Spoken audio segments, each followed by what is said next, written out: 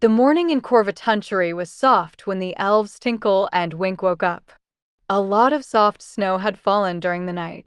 They knew it was time to go get the seventh element for the core of the gift shrinker, but they wanted to see what the small elves were doing first. This morning in the elf village, shovels were working hard to clear all the snow from the main road and driveways.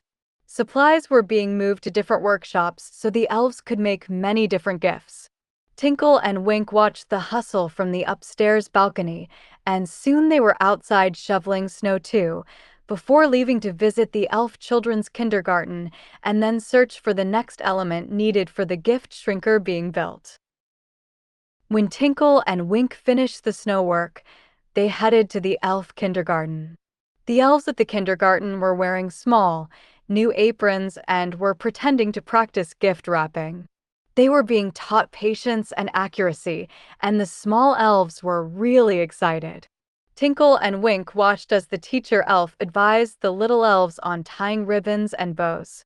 They learned how much work the magic of Christmas required, even down to the smallest detail.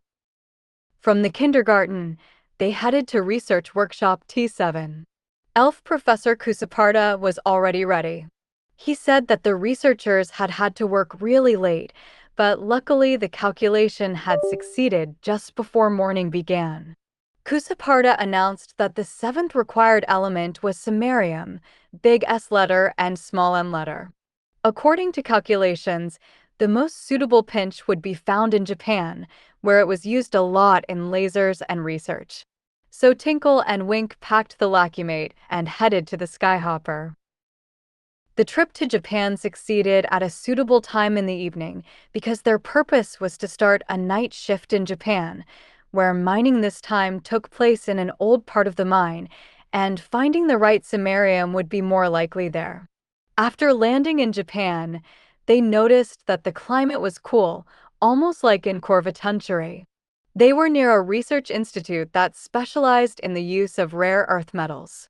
Tinkle and Wink had to use a lot of elf magic to stay unnoticed, as many people were moving around the area, and they had to slip into a full elevator with a local elf guide, which took them to the mine shaft. They started searching near the maintenance building where samarium was processed. Tinkle took the first pinch of dirt. They set the sample for the lacumate to sniff. It blinked for a moment with a red light. The sample was not suitable enough, even though it had a little samarium in it. Wink remembered that samarium was often used in parts for lasers and precise devices. He guessed that the most suitable samarium would likely be right at the tunnel's ceiling line.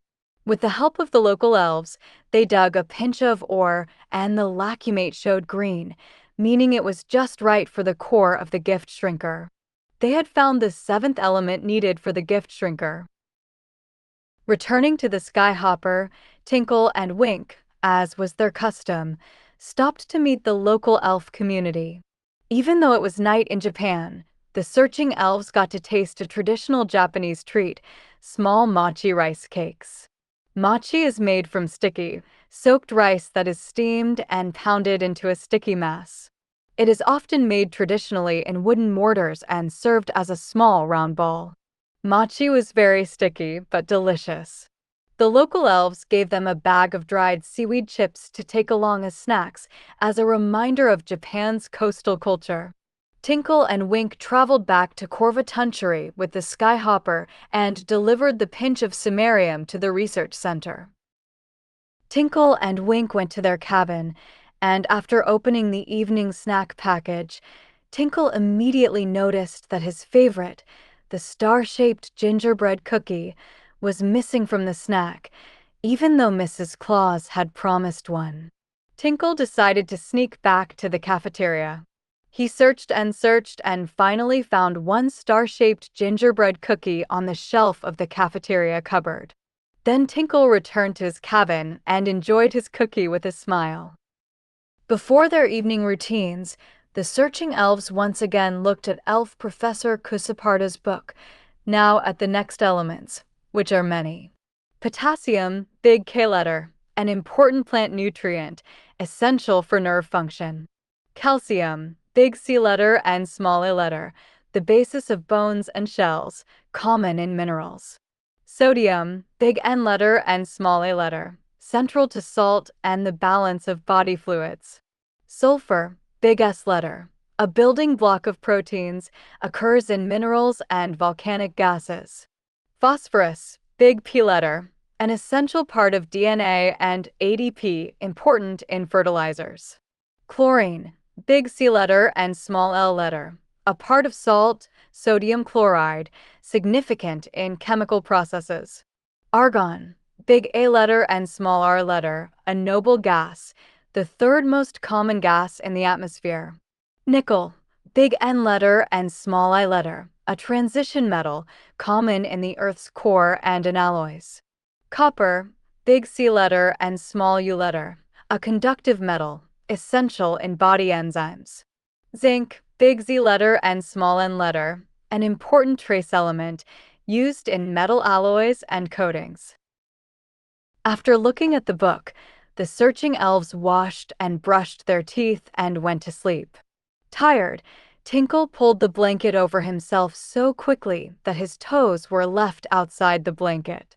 In fact, he had gone to sleep under his bed, but didn't notice it because Tinkle was too tired to notice such a thing. Luckily, the fireplace warmed him up nicely, and it was fine even though he slept his night under his bed. What kind of dream he saw under the bed is not known.